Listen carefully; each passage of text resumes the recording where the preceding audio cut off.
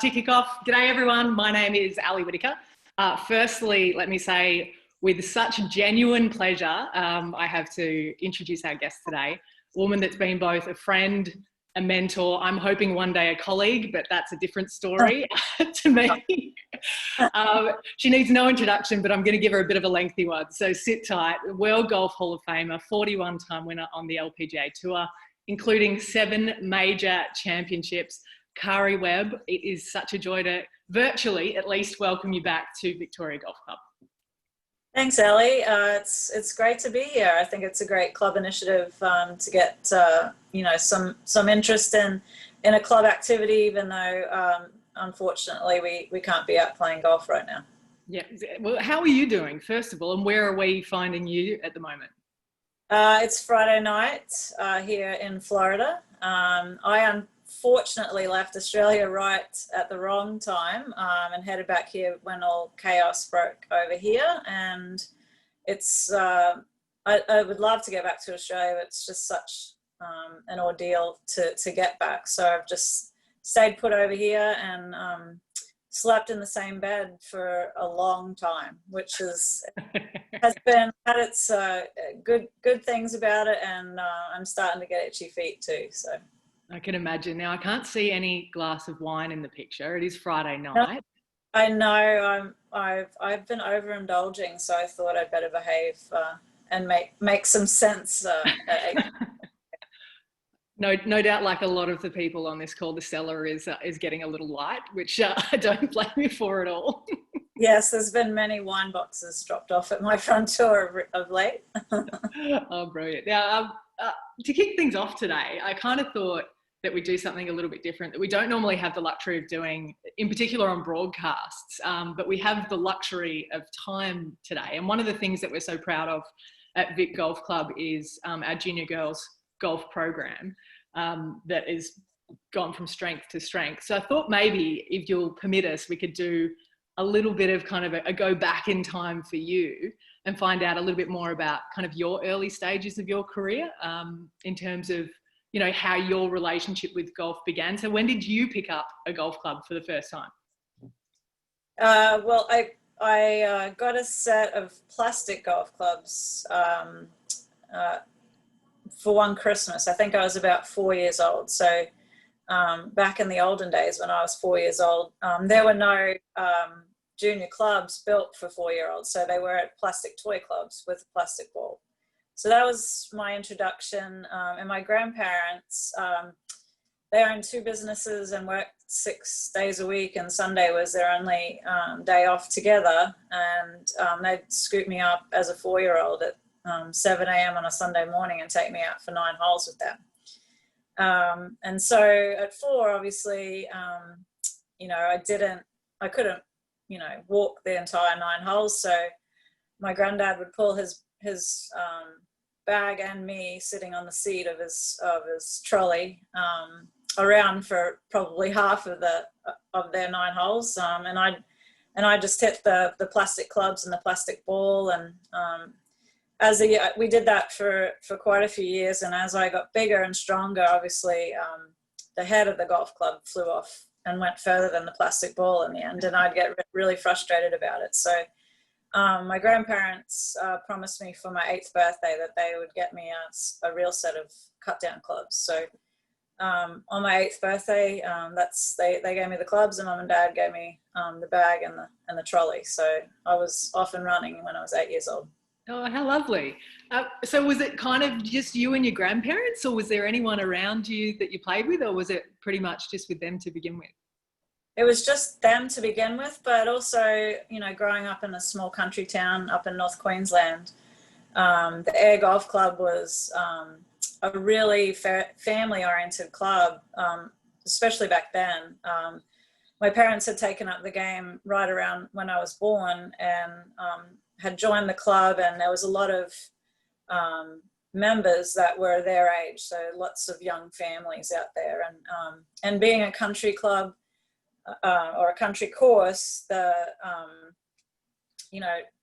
we would stay at my grandparents' on a Saturday afternoon when my parents would play, and then they'd drop us out at the club at about 5 o'clock, and mum and dad would be upstairs in the clubhouse having a drink, and all the other kids from all the other families were there, and so we were all downstairs just running amok, just running through the bunkers and playing tiggy and all sorts of things. So it was just a really great atmosphere, I think, and I think I saw that my parents had a good time out there, and I was also enjoying the 9 holes I played with my grandparents on a Sunday. So for me, I was just drawn to being out there, and being the eldest child too, probably wanting to be like my parents. I love that. I've known you for a long time now. I never knew that kind of the starts of your career in golf. What kind of access, so as you went along, what kind of access did you have to the golf course? And did you have any people, that from a club level that kind of enabled you to feel comfortable there? Yeah, I never had any problem with any access, actually. Pretty much the only time I wasn't allowed on the golf course was during club competitions, but I was allowed at the course, so I could be practicing or on the practice putting green. So yeah, kids were welcome out there at any time, as long as we were behaving ourselves and respecting the game of golf. But yeah, no, I think the only restriction was that juniors didn't start until 8 years old, and that's why I didn't get a set of clubs until I was 8, because that was the earliest I could join the club. Oh, that's super cool. In terms of kind of coaching, when did that come into the fray for you? When did you realise that either you wanted to progress or that was just a natural part of golf? Well, when I joined at 8 years old, we didn't have a club professional at the club, and my parents were good friends, or still are good friends, with Calvin Haller, who Calvin and my mum, Calvin's parents were the store owners next to my grandparents' 2 businesses. So mum and Calvin grew up together out the back of the shops. And Calvin was an avid golfer and was one of the best players in the club, and one of the reasons mum and dad got involved in playing golf. And so mum and dad just asked if he was out there every afternoon, and he ended up being the club green superintendent a few years after I started. But they just said, whenever you're out there, if Karrie's out there practicing, or can you just make sure that she's doing the right thing? And so it started off very informally, that's who coached me. But that ended up being my only coach, or pretty much through till 2004. No one else coached me at all. He was my only coach. Wow, that's really cool. When you look back at kind of that club environment, like for Stace and I, who we both know she's watching. Like, there's no way she's staying away today. So many of the people that find our feet at Victoria Golf Club are actually here with us today as well, watching on. And that was such a special part of our kind of integration. From kind of a membership level, in terms of either like pennant or anything like that, was there a member at the club that kind of stands out to you in terms of taking you under your wing at all? Or was it not really that environment? Yeah, probably not as much that environment, but I think by the time I was 13, I was playing up with the ladies on a Saturday and Sunday in their competitions, and I think it was all of the ladies as a whole that sort of they taught me the etiquette and the rules, and if I was throwing a club or getting mad at myself, I think they took it on as a whole to make sure that that I was learning the right way, but without making me feel that it was an uncomfortable situation. I think they handled it really well, and I think also back then I think it was much easier to, if you were going to be in an adult environment, you had to listen to the adults, and and follow along with the rules. And I didn't have a problem with it. I think, you know, and I think what was great about it was that I learned to talk to adults at a very young age, and felt comfortable around different people. And the ladies at that club, you know, were very, very welcoming of me. And I think sometimes at certain clubs, you know, the women at the club, some women at clubs can be unwelcoming to young women coming in, and it makes it a very intimidating situation. So I never felt any of that sort of thing. Yeah, I feel like it's such a lovely rite of passage that you experience when you join a golf club that potentially we don't always speak enough about. You know, it is that concept of you're alone in a game with a lot of rules to learn, but also you're often playing with people that aren't the same age as you. Like you said, it's a skill that certainly come in handy for both Stacey and I, as well as our careers have progressed. So you go from kind of junior golf in Queensland, you race your way through the amateur ranks, picking up a ton of amateur titles. It comes time for you to turn professional. At this point in time, you are an incredibly highly accoladed amateur. Was there any hype back then about you turning pro in terms of media or any kind of recognition at all? Well, I don't know if it's like hype today. I guess I'd done well in a couple of the professional events before I turned pro. I played well at the Australian Masters in '93 as an amateur, but I don't ever remember it being a big deal that I turned pro. And actually, well, back then it was the ALGU tried to talk me out of turning pro and told me I wasn't ready to turn pro. So and so yeah, I don't remember it being made a big deal that I turned pro, but you know, I think I naively knew that I was ready to turn pro. And I think if I had the opportunities that I think the girls get today with overseas trips to play in the US amateurs and the British amateurs and tournaments like that, I probably would have stayed amateur another year or two. But those trips weren't a possibility back then. They weren't sending girls to those tournaments. And so, you know, I just felt, and even the following year that the ALG wanted me to stay on for was the Commonwealth tournament, which I think it's changed its name now. I'm trying to think what they call it, but I hadn't played in that, but it wasn't an overseas trip. We were playing it in Newcastle. So I was like, I'm not even going to get to go overseas to play. So yeah, it wasn't, I just felt like I was ready to go and take the leap. Did you have any expectations on yourself? Like when you say you felt like you were ready, did you feel like you could win? Like, did you have any concept of where you sat in terms of the pack of golf as a whole? Yes and no. I think because I'd done well, I'd played well in the Vic Open in '92, and then I played well in the Australian Masters in '93. You know, so I'd played well, but I don't think when I turned pro that I immediately thought of winning. I think, you know, I went, so 95 was my first year overseas. I turned pro at the end of '94.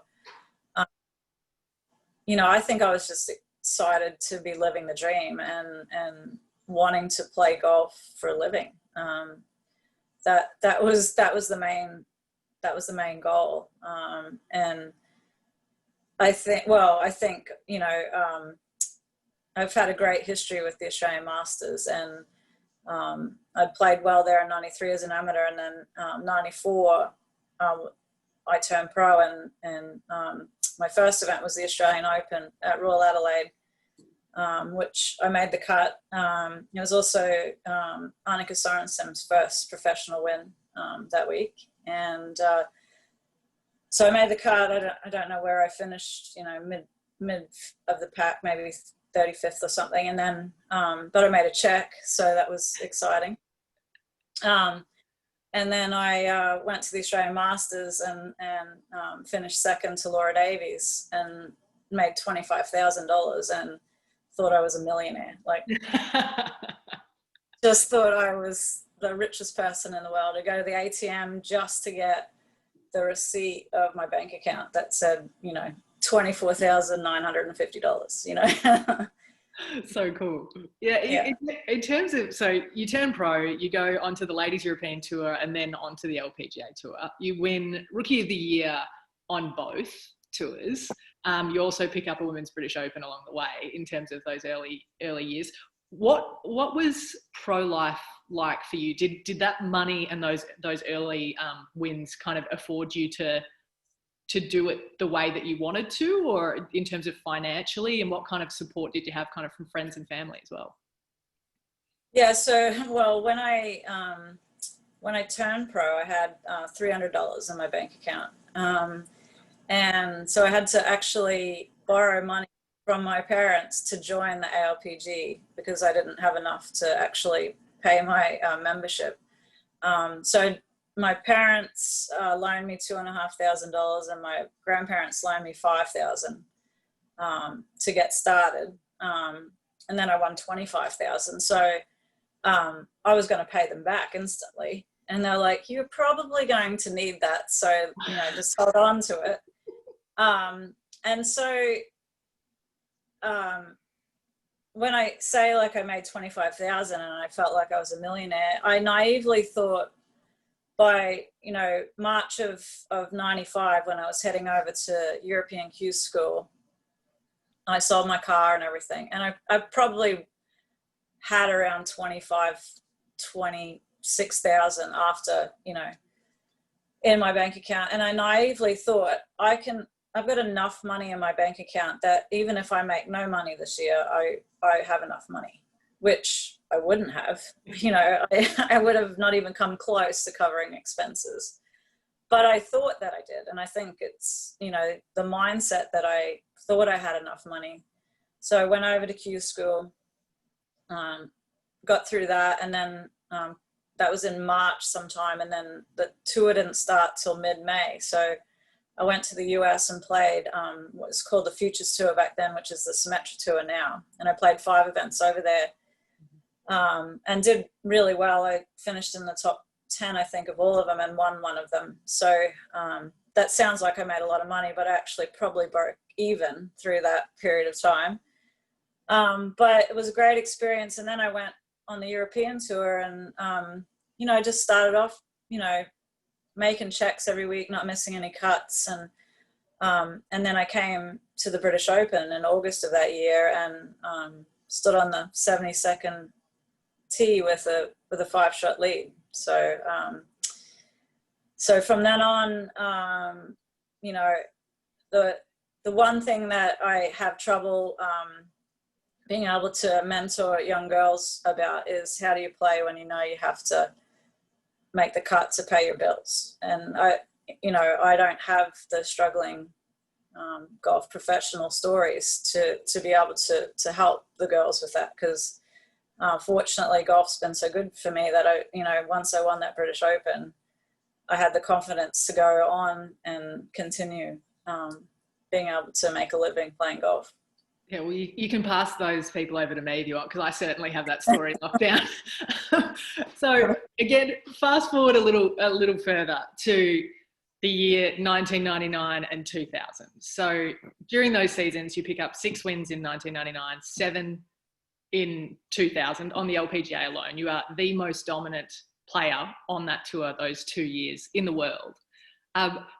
Can you relive that? Like, what is that kind of dominance like to own? You know, I mean, golf comes easy. I don't think it felt like it was coming easy. You know, it was obviously a lot of work, but, you know, during that period, and I guess I'll explain to you how easy golf was coming to me. Quite a few years after 2000, there was a young Korean girl had 11 straight top 10s on the LPGA, and they said, I can't remember which Korean it was, but they said she's chasing down Karrie Webb's record of 16 straight top tens. And I didn't even know that I had that record. Wow.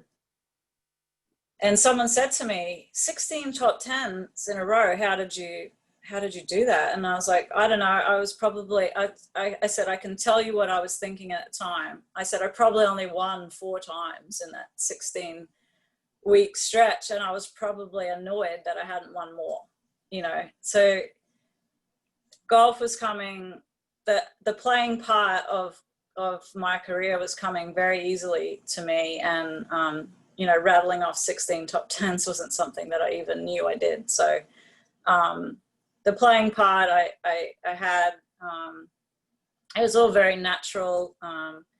You know, I was still being coached by Calvin Heller, and seeing him, you know, once or twice a year, and being able to pretty much coach myself.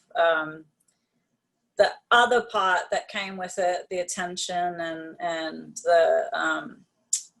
the other off-course responsibilities that I had, the things that you think when you grow up watching Greg Norman and seeing him mobbed by thousands of people and being on TV, and the things that you think are the coolest part about it, for me, being a shy kid from North Queensland, ended up being the part I struggled with the most. And you know, probably at the time, I mean, you always have hindsight, but at the time made me not enjoy how great a period of golf that was. And, you know, it probably made me, when I went on the golf course, that was my piece, was to go out and play, because I could control that. The other stuff was the crazy part, and the part that took me a long time to learn to adjust and realize that was a part of my life as well. Yeah, so what kind of, like, when you talk about, obviously, media attention, you've got the golfing world. Was there any notoriety for you away from that as well, in terms of kind of pop culture or outside of the golfing world? Possibly a little bit.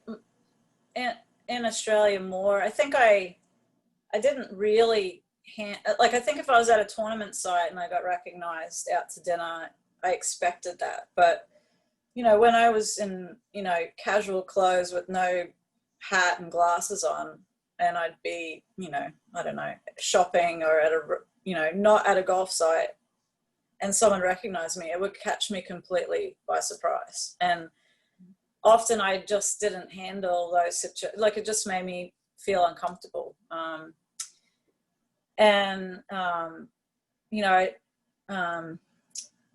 Around that time, I wasn't, as far as the media attention went, the American media were looking for the next Nancy Lopez, and a personality that smiled all the time, and just a person that, I wasn't that person, I guess. And, I always told him I'd smile if I was holding the trophy up at the end of the day. But, before that I was working, and, it just wasn't something that came naturally to me. If I made a putt, I'm supposed to make a putt, I really struggled with being criticized for being who I was. And I think that, along with everything else, because I didn't think I was a bad person. I just wasn't the person that everyone thought I needed to be. And so I think I just sort of, instead of changing, because I think at the same time, Annika Sorenstam was getting the same criticism, that neither of us were good for the tour.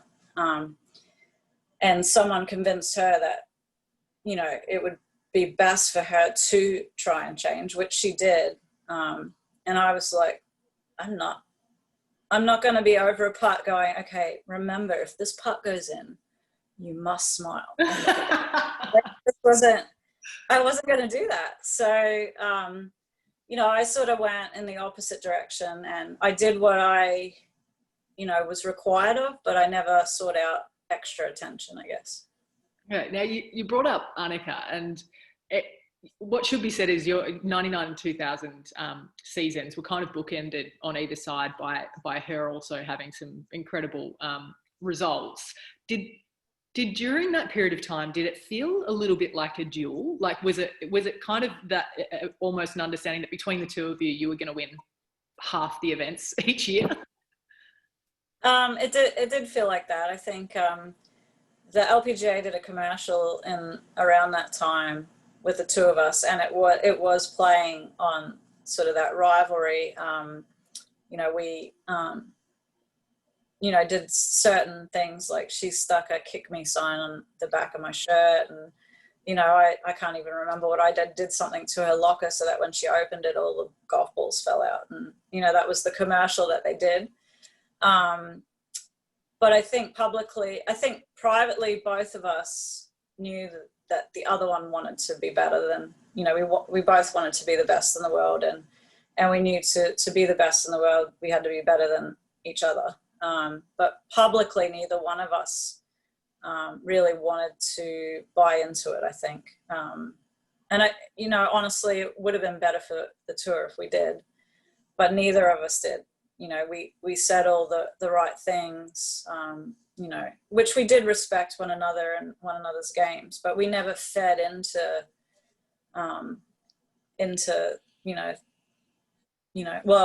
like Annika started working out and getting fitter, and I was not getting fitter.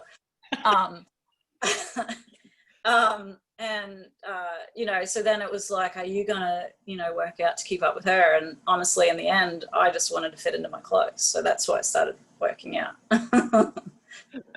Yeah, I have no doubt that it certainly kind of spurred you both on throughout both of your career, and you're probably both better kind of for having that, it's kind of almost like the cartoon character nemesis, where you both having a healthy respect for each other. I want to ask you a little bit about your golf game at that point in time. In terms of, say, putting, long game, short game, how would you rate at your peak, in retrospect, how would you rate the different parts of your games in terms of strengths and weaknesses? At my peak, I was the best iron player in the world, and certainly the best long iron player. I drove the ball really well. I was actually quite long at that time. Probably top 10, 15 longest hitters on tour. Like, I wasn't long, but I was, well up there. And I drove the ball well. Like, I hit it in the fairway a lot. My putting has always been hot and cold, but 99 through 2001, it was excellent. Like, especially under pressure, it was really good. And I'd say at that stage of my career, I was developing a good short game, but that was probably my weakest part of my game at that point in time. I think purely because I grew up in North Queensland, chipping off Buffalo. I had one chip shot. So I was learning to chip off different grasses, in different parts of the world. So, that was evolving, which it ended up becoming quite a strength for me, but it wasn't probably as good as the rest of my game. No, it's a fair point that you talk about short game, though, because like I know for a couple of the Aussie pros, some of the first time you go to places like Oregon, where you've got ankle deep rough 6 foot from the flag, and you've got to hit this high lob shot. And I'm like, I'm from the sandbelt. I have never played this shot before.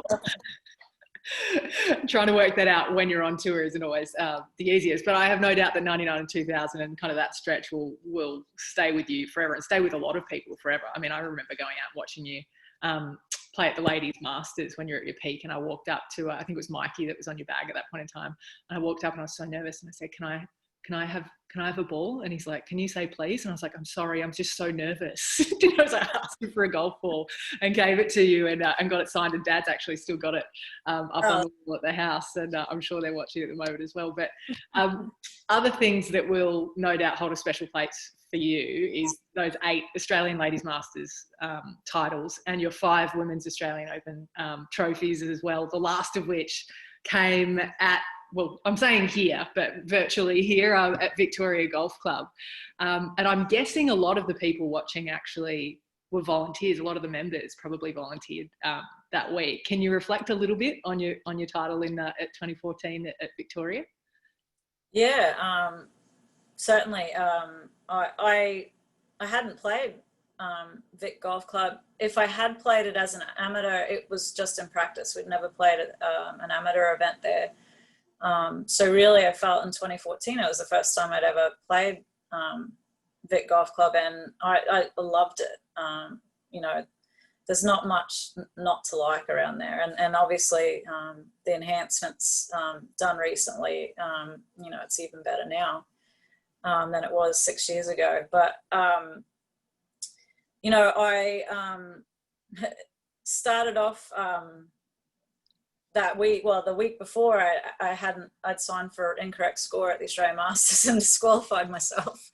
Well, I thought I'd missed the cut, so I just threw my card in, and I actually ended up making the cut on the number, except I signed for wrong scores, and so with the penalty, I missed the cut. So that was great. And then on the 10th tee on Thursday morning, I'm literally about to pull the club back, and John Hopkins and just as announces Karrie, and like I thought I was about to have a heart attack, and he believed that I had teed the ball up in front of the markers, which when I looked up at the rest of my group, they're like, "You're fine."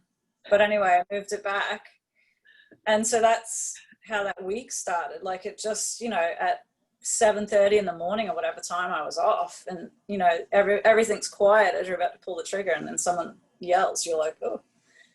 So but I the first 3 days that week were dead. I don't think I've ever been in Melbourne where there hasn't been any wind for 3 straight days, and it really was very benign for 3 days, and I sort of struggled.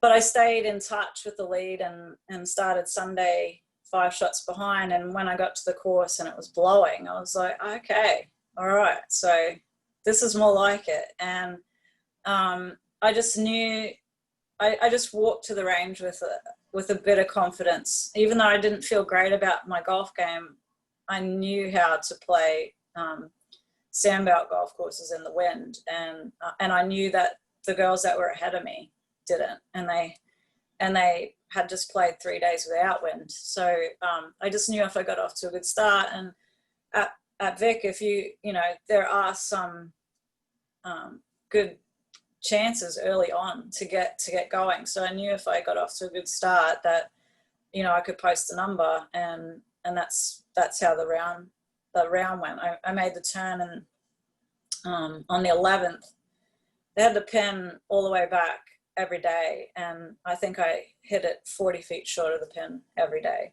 and left it for the first 3 days, left it 5 feet short. And you know, I think I might have 3-putted once, but I you know, struggled to 2-putt there, and so I had the same 40-footer again, and I'm like, just get this one to the hole, and I made it. And a memory from making it was that, you know, as it was going in and I was fist pumping, I heard my dad yell.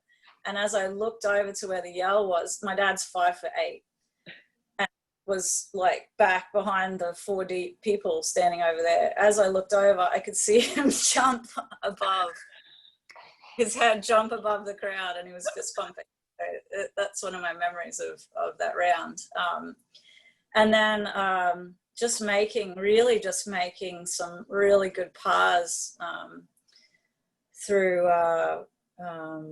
is it 14? Yeah, 14. Some good up and downs, and making a great birdie on 18. But it, you know, it was just a brute of a day. So, you know, pars were a good score once I got round to those closing holes, and then birdieing the last, you know, set a number. And I honestly thought that it'd only be good enough for a playoff. And in the end, I didn't have to go back out there. So yeah, it was a really good feeling. Yeah, well, Chella Joy ended up, I think she had a putt on the last, about 10 feet or so to try and get into the playoff. And she, I think her scorecard's still on still in the clubhouse wall, her 62 that she threw out. I think it was in maybe the third round.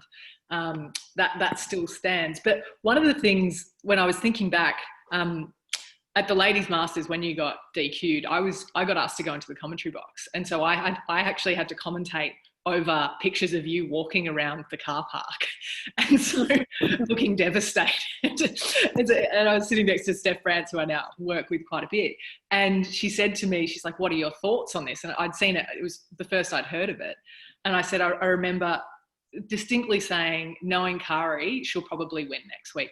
She'll be absolutely fine.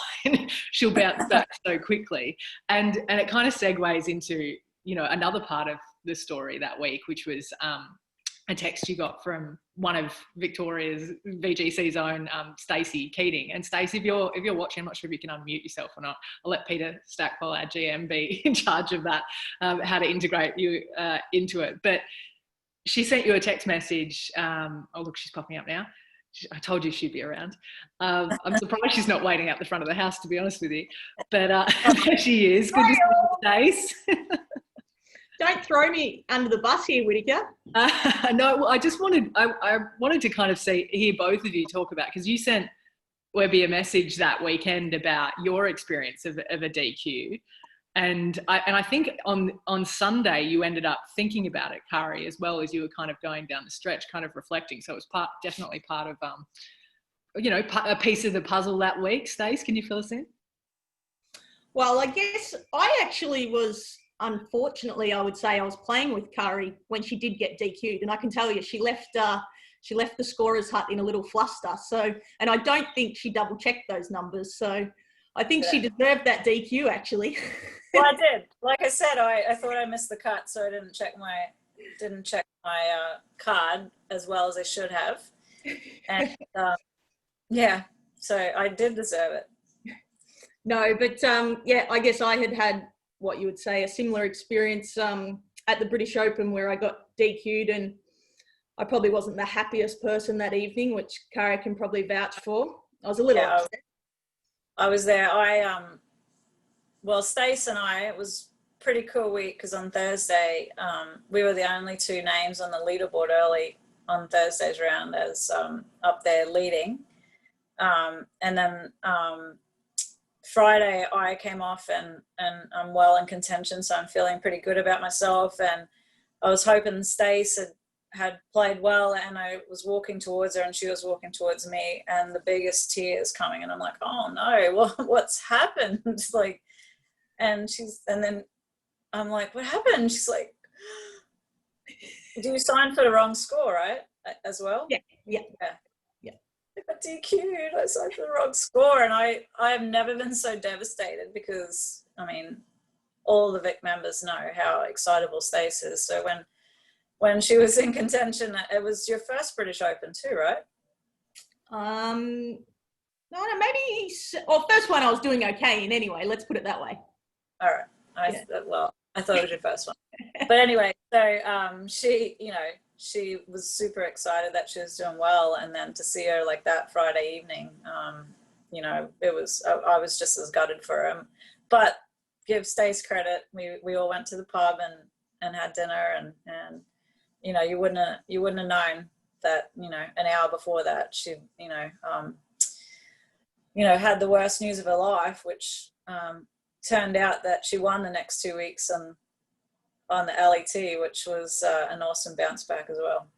And I think, Stace, that's what you reminded Karrie of, wasn't it? When she got DQ'd, you just kind of rolled the time clock back and said, remember what happened to me? Yeah, I wasn't sure. I thought it could go either way, sending a text message with something like this to Karrie. But, anyway, fingers crossed, Dad. What do you think? We'll just say it worked out okay for me anyway. Yeah. Yeah, I think it worked out pretty well for both of you. And Stacey, if you can stay on the line, because this friendship between the two of you is something that has been born and bred in what is potentially the most unique scholarship available in women's golf, and it has been for a long time, over a decade now. The Karrie Webb series and scholarship's been available, where 2 amateurs, I think they get $10,000 in funding, and also the opportunity to come and stay with you at an LPGA event, which has mainly been, I think it's almost all of them have been majors, I think, haven't they, roughly? Yeah, well, US Open and KPMG Women's PGA. Yeah, and can you tell us about how that program began and whether that was something you always wanted to do? Because Stace, a 2-time winner, has had the opportunity, so it'd be kind of cool to get both of your takes on it. Yeah, it was something that I, years before it started, I had tried to do something with the ALGU, and we could never come to an agreement on something that we both liked. So it wasn't until Golf Australia formed, and you know, the conversation started again, and we came up with this concept. And you know, I loved it right from the beginning. I loved, you know, obviously it rewards the best 2 players in Australia, but for me, one of the best experiences I had before I turned pro was winning the opportunity to go and stay at Greg Norman's place for a week in Florida, and not far from where I live now. And you know, looking up to Greg my whole life, it was a dream come true to wake up in his house and spend every minute of the day with him for a week and just see what it was like to be Greg Norman. And you know, I got so much out of that week that for me, the best part has always been with the Karrie Webb series is the week that the girls get to come over and come to an event. And the very first year in 2008, we were just trying to decide at the beginning of the year. So the series started in 07 and carried over into 08. But during that time, we were trying to work out, you know, what tournament it should be. And I said, well, it should be the US Open. And, you know, the people around me are like, are you sure you want it to be the US Open? Like, that's a big week. And I'm like, I'm not sure. No, I don't know how it's going to be for me, but, you know, it's the biggest tournament in women's golf, and this is what I want the girls to aspire to play in one day. So I want them to experience that, and I want that to be something that they, you know, they work hard for to one day be there. So that's how it started. The first year, Steph Nair and Christy Smith were the winners, but somehow Stace finagled her way as a third member, third trio. Wiggled my way in there. Yeah. It's probably the only time she's wiggled away into anything, I think, but but anyway, the first year the girls stayed in a hotel, and I was staying in a house with Rachel Hetherington and Meg Mallon, and we'd have the girls over to the house every day, and they'd have dinner there, and then we'd take them back to the hotel at night. And of course, Stace got friendly with one of the volunteer drivers. So in the end, we didn't have to take him anywhere. She'd just call him up. Still friends with them to this day. Yeah. But to be fair, and Stace gets embarrassed when I give her credit for this, but exactly how Stacey was that week and how excited she was to be there. And obviously part of it was probably because she wasn't meant to be there. But the fact that she was that excited and, you know, peppered us, you know, after we'd been on the course for 5.5 hours every day, peppered us with 1,000 questions at night about the day and about, you know, other stuff. That's exactly what I wanted. I wanted that sort of excitement, and the girls got all dressed up and you know, and embarrassed me. Now it doesn't embarrass me like it did the first year when they got all kitted out. But yeah, it was just such a great week. And so it went so well that first year that then going on, the girls stayed in the house with me. And, you know, so from then on, you know, we've rented a house big enough to accommodate the 2 girls coming over. And sometimes it's big enough to fit some other players, and that has happened over the years. Stace stayed in the house when Minji Lee and Suo were the recipients, and then last year, well, it was probably the highlight of all the years. It was myself, Stace was there, of course. She's not going to miss it. And we had our two scholarship girls, Grace Kim and Becky Kay, in the house, and then we had Hannah Green and Suo. So we had a big house, and Hannah's boyfriend Jared was there as well. So big house full of Aussies, and Hannah winning at the end of that week, and the girls getting to watch someone in the house, another Aussie, go from start to finish, the process of that, and then me teaching everyone how to celebrate properly was definitely a highlight, for sure, and something that everyone in that house will never forget. Yeah, it's kind of the fairy tale ending, and we're nowhere near the end of it. I was thinking about, you're so humble in terms of what you did for Hannah that week, and Stacey, I'm sure that you behind the scenes can vouch for this. So much confidence would have come for Hannah by trusting that you could manage how to sleep on a major lead, that you knew you'd been there, so that you were kind of micromanaging, or would micromanage kind of the situation, or regulate kind of what was expected of the people around. I feel like that trust from Hannah to you would have been just priceless in terms of creating the appropriate environment, because you're a 7-time major champion yourself. Yeah, I think the environment didn't change. We didn't talk more about golf or less about golf. Hannah and Sue travel together a lot, and they do like to do puzzles every week. So we had a puzzle that did my brains in every night. But it was really cool because it was sort of how we all just sat down after dinner and just talked about stuff. Like sometimes it was about golf, but mostly it was just about random stuff while we were trying to put pieces of the puzzle in.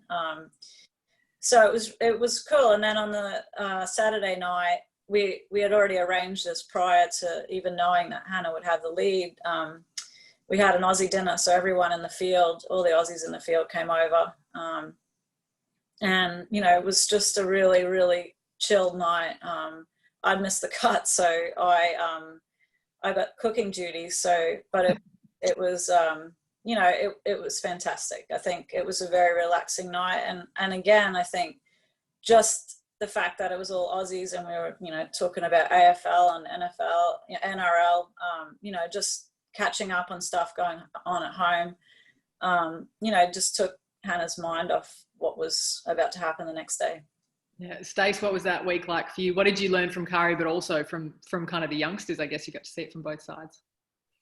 Yeah, I think it was just an amazing, such surreal week, to get, especially the series winners, to be able, for them to be able to experience that. Like, I don't want to say that'll never happen again, but for that to all come, together, everybody in one house and stuff, like, I'm never going to forget it, but they're sure never going to forget it. And they will have taken so much from that, learning, watching Greenie go about her business, and really, like Karrie just said, like, she really, nothing changed for the week. Greenie was Greenie from the get-go. And, I was kind of a bit conscious of that, we were having everyone over on Saturday, and I was like, oh, should we be doing this? Like, Greenie's leading. And then I was like, I'll be the nasty one, that I'll just, if it gets too late, like, I'm just telling them they have to leave. And Greenie was the last one to bed. So it was awesome. It was so good. It's something that, I hope happens again, but yeah, it's an awesome experience that they'll take so much from.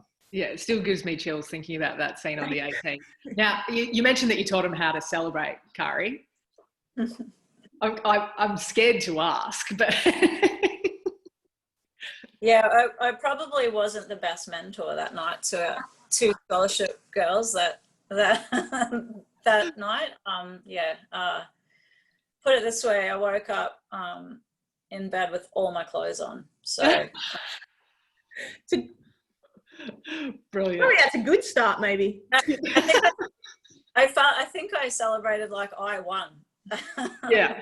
And it would have been, I think that's maybe part of it in terms of what's come back to you through this program is, I guess, maybe potentially that week, an understanding of what it's like for the people around us and the people that have invested in us. So, you know, you being able to really have that experience from the outside for someone else.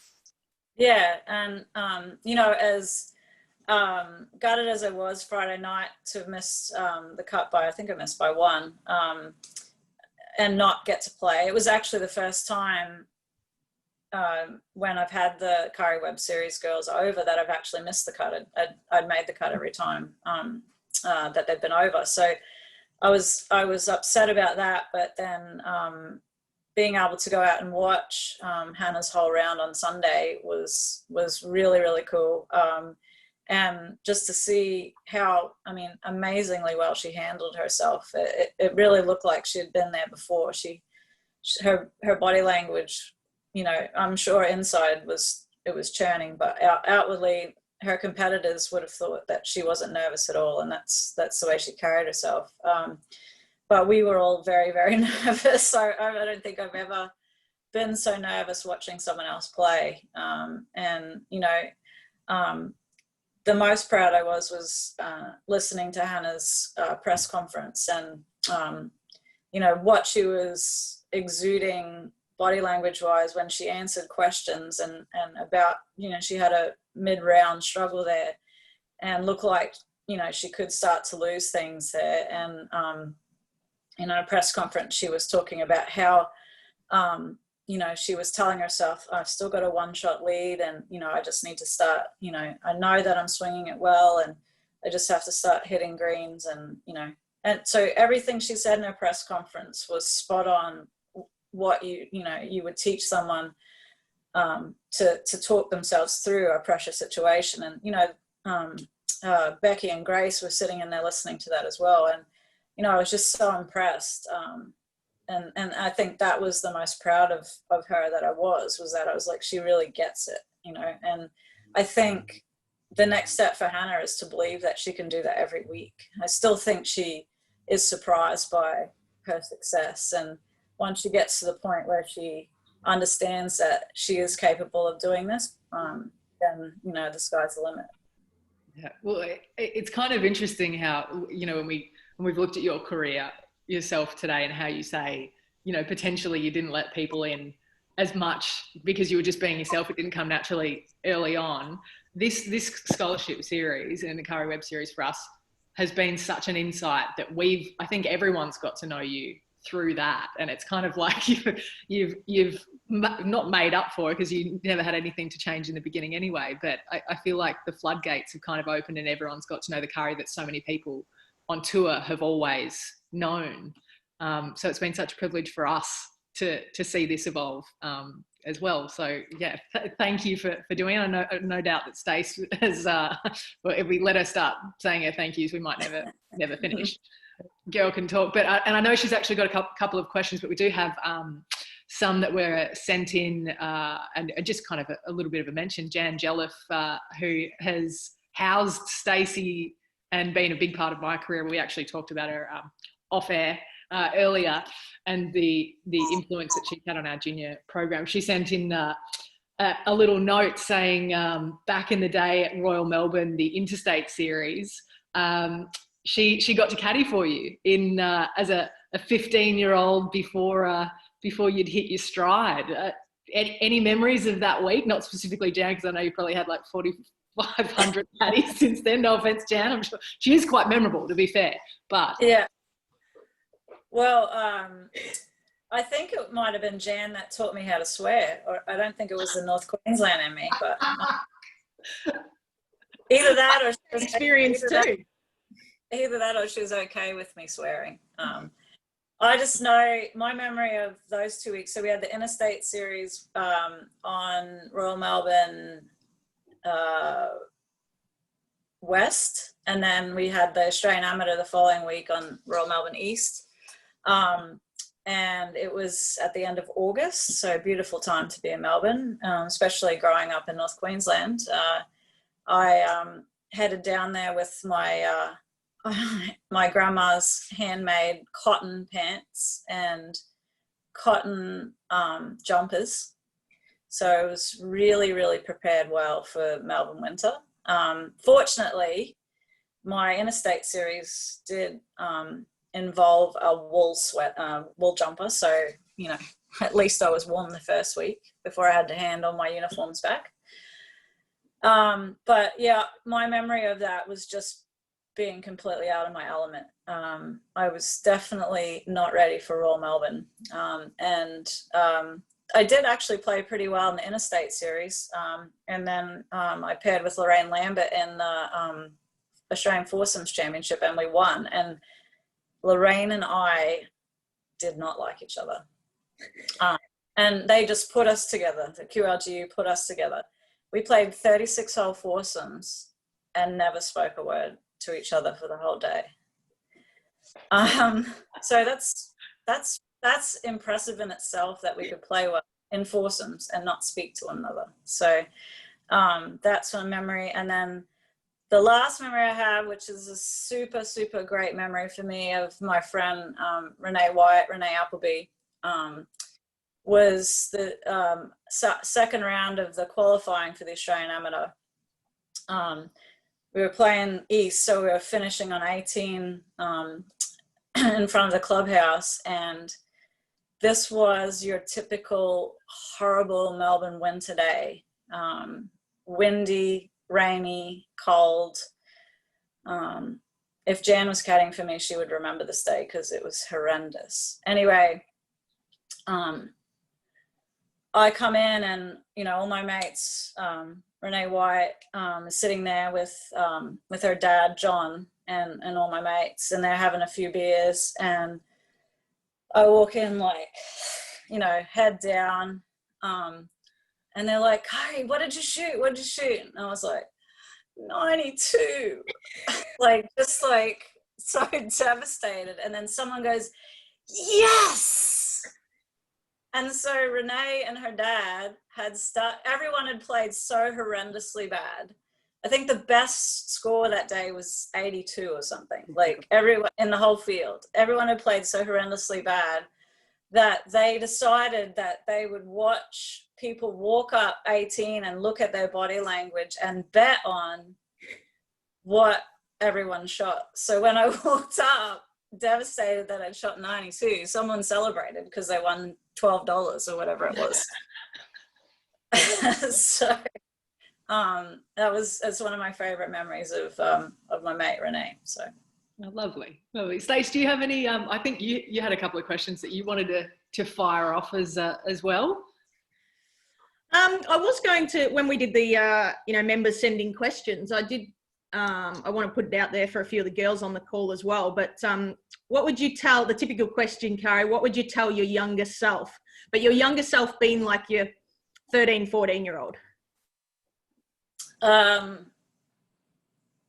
Well, definitely not to let people tell you that you need to think of something else to dream about, just in case professional golf doesn't work. That would be definitely the number one at 13 or 14. But two would be to enjoy the ride a bit more, and just to take the time to appreciate what's going on. I think I thought I was, but, you know, and again, hindsight, when you're now in your 40s, you know that you're in a rush to do everything, and you moved on to the next, you know, the next thing to tick off the list, the next achievement, rather than celebrating the achievement that you just accomplished. So it would just be to just stop and smell the roses a little bit more. Yeah. Good advice. Yeah. Now I've got a Q&A button that's lighting up down here. I'm going to click on it, but I'm not actually sure. Okay, no, it's good. We didn't crash. This is great. We've got Christine Vandertop has written in terms of what made the biggest difference to your putting in terms of the excellence in 1999 and 2000. What was key and maybe retrospectively different to other parts of your career?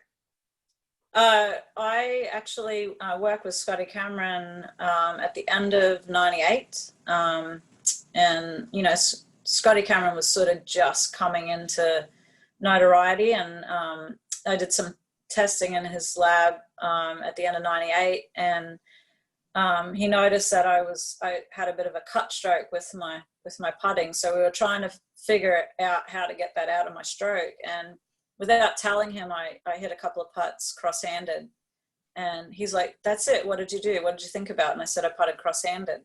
And so we tested, you know, putting, hit, you know, 100 putts cross-handed, and he's like, "You should putt cross-handed." So I started '99 putting cross-handed, and I have gone back and forth from cross-handed to conventional over the years, but I've definitely had way more success cross-handed. From the man himself as well.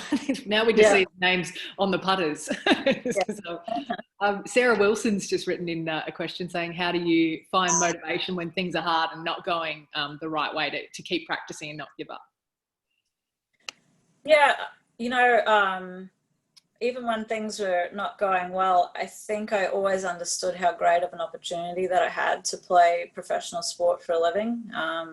You know, now we see there's more opportunities in other sports for women to play their sport as their career. But I think I definitely always appreciated and understood that I had that opportunity. And, you know, I grew up watching my parents work really hard at what they did. And so I, you know, even when things weren't great, or if I felt unmotivated, I always motivated myself by saying at the end of your career, you're not going to look back and say, if only I had worked harder. And so that was a motivation. I think that's one that Stace has lived by as well throughout her career, one of the hardest workers on any tour in the world. Stace, you had one last question to finish about Aussie golf going forward. Yeah, I guess where do you see things, Karrie, and the state of the game, I guess, in Australia, not just men's and women, but boys and girls as well, both sections? Yeah, I think all golf clubs around Australia would love to see more juniors coming out and trying the game and sticking at the game. And I think, you know, I think there's been a real push. I know Golf Australia sees the importance of growing the game and having more kids play, and especially more young girls play and young women even. And I know, you know, Vic Golf Club does a really good job with their junior girls program.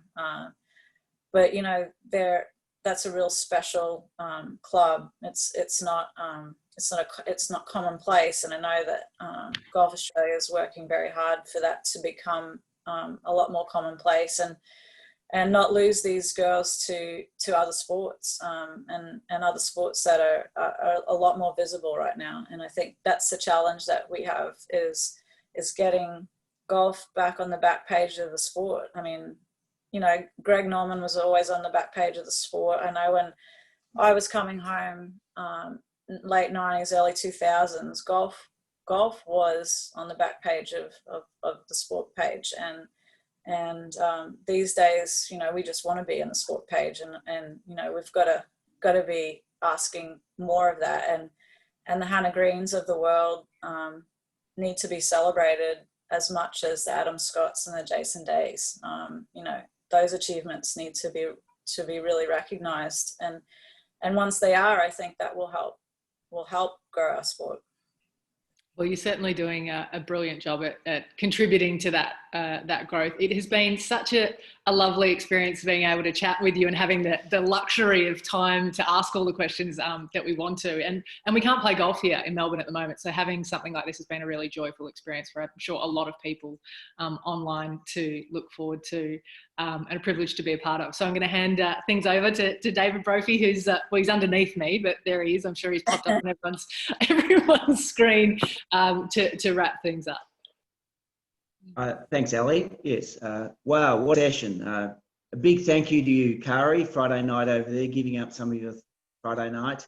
So on behalf of everyone at Victoria Golf Club who's participated, and I think those that'll watch it when we share it on our website, terrific session.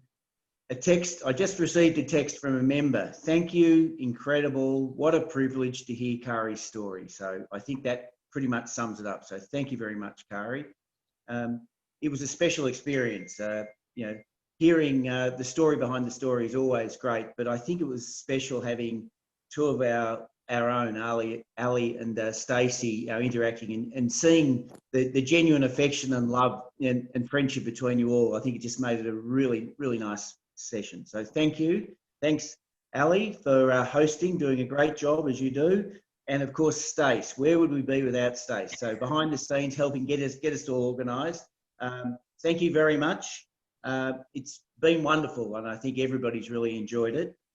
One quick takeaway as well, or reminder for members, we'll be back again on Wednesday evening, all going well, with one of our own, another great golfer, very much local, Jeff Ogilvy. So watch your emails and notifications. We'll get information out there. But this Wednesday evening, about 7:30, we'll be back again, going well. So thank you again very much. Enjoy the rest of your evening tonight, Karrie, and thanks, Ali, and thanks, Stace. We'll catch up soon. Cheers. Sounds good. Take care, everyone. Stay safe. Thanks, Karrie. Thanks, David. Hope to see you guys soon. Good to see you. See ya. Bye. Bye.